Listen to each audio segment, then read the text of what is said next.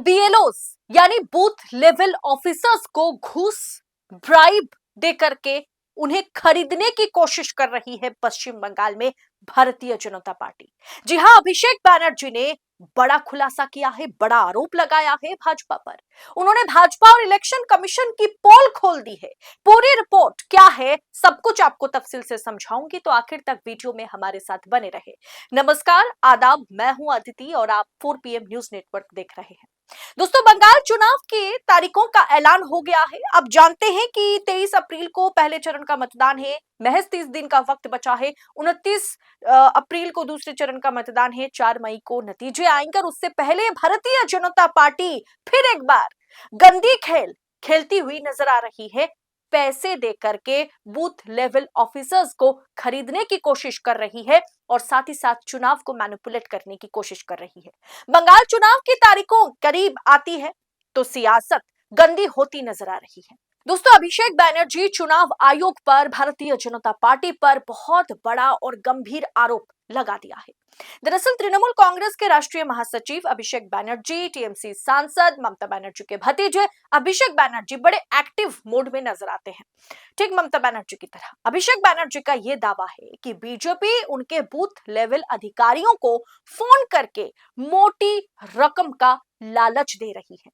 उन्हें मोटी रकम रिश्वत के तौर पर, ब्राइब के तौर पर देने का भाजपा ने एक तरीके से उनके सामने ऑफर रख दिया है, ताकि वे चुनाव में तृणमूल कांग्रेस के बजाय बीजेपी के लिए काम करें।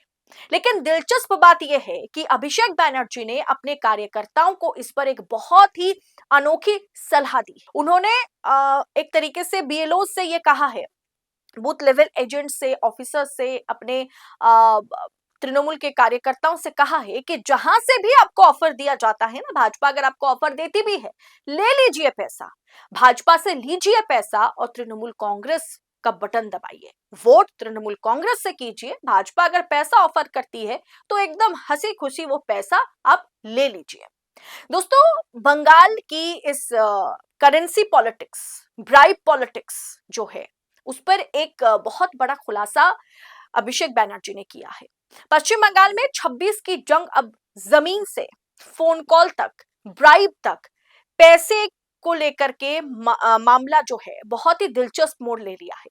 मंगलवार को दक्षिण 24 परगना में एक जगह पर एक विशाल जनसभा को संबोधित करते हुए तृणमूल के दिग्गज नेता अभिषेक बैनर्जी ने यह खुलासा किया है कि उनके हाथ बहुत बड़ी खबर लगी है। खबर यह है कि भाजपा पर एक नए तरीके से भ्रष्टाचार का उन्होंने आरोप लगाया। भाजपा पश्चिम बंगाल में चुनाव जीतने के लिए इलेक्शन कमीशन का इस्तेमाल कर रही है, वोटर लिस्ट में गड़बड़ी करने की कोशिश कर रही है, तमाम लोगों के नाम हटाने की कोशिश भाजपा कर रही है। इलेक्शन कमीशन तो पूरा साथ दे रहा है और इस सब कुछ के बीच चुनाव आयोग के साथ के बावजूद भी भारतीय जनता पार्टी अब बूथ लेवल अधिकारियों को जो है पैसा ऑफर कर रही है, ब्राइब दे रही है। दोस्तों, आज लोकतंत्र का चौथा स्तंभ जहां सत्ता के आगे नतमस्तक है, वहीं पर 4 PM बेबाक और बेखौफ पत्रकारिता को जिंदा रखने की पूरी कोशिश में जुटा हुआ है। हम पर मुकदमों से लेकर के चैनल बंद करने का भी दबाव बनाया जा रहा है, लेकिन हम हारेंगे नहीं। 4 PM पूछेगा सवाल सत्ता से। बस इस मुश्किल दौर में हमें आपकी सपोर्ट की जरूरत है। 4 PM को ज्यादा से ज्यादा ज्वाइन करें। ज्वाइन बटन को क्लिक करके आप हमें आर्थिक तौर पर 4 PM को, स्वतंत्र पत्रकारिता को मजबूत कर सकते हैं।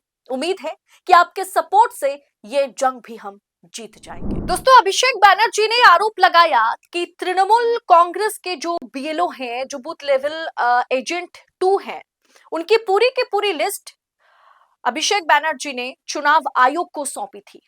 क्या वो लीक हो गई है? उनका दावा है कि ये गुप्त सूची का इस्तेमाल करके जो डेटा, जो लिस्ट चुनाव आयोग को अभिषेक बैनर्जी या तृणमूल कांग्रेस ने सौंपी थी, वही लिस्ट का इस्तेमाल करके भारतीय जनता पार्टी सभी बूथ लेवल एजेंट या बूथ लेवल ऑफिसर्स टूल्स को कॉल पे कॉल घुमाई जा रही है। भाजपा कॉल कर रही है और उन्हें पैसा ऑफर कर रही है।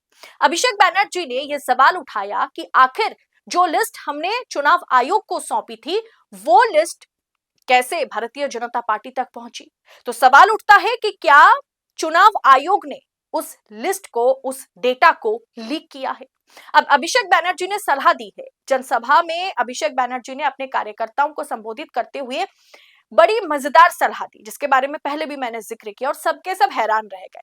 उन्होंने कहा कि अगर भाजपा वाले फोन करें और कहे कि आप कमल छाप पर बीजेपी के लिए काम करो, कमल छाप पे वोट करवाओ लोगों से, तो उनसे पैसा मांग लो, उनसे पैसा ले लो और बार्गेनिंग करो। अगर वो 10,000 ऑफर कर रहे हैं तो उनसे 50,000 मांगो। वोट, लेकिन मतलब आप कमल छाप के लिए पैसा लो, लेकिन वोट आप जोड़ा फूल यानी टीएमसी, तृणमूल कांग्रेस को दो।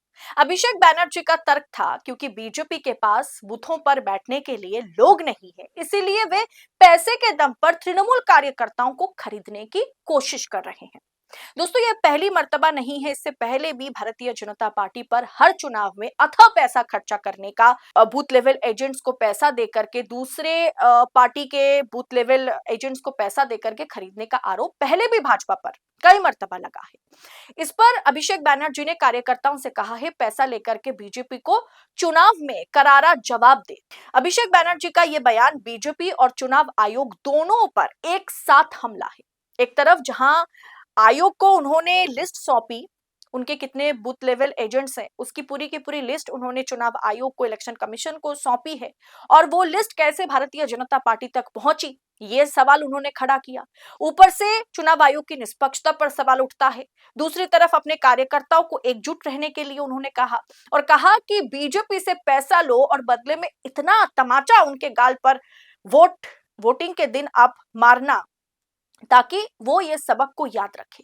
दोस्तों, चुनाव से पहले रिश्वत के इन आरोपों ने बंगाल की राजनीति को और गर्म कर दिया है। क्या चुनाव आयोग इस मामले की जांच करेगा?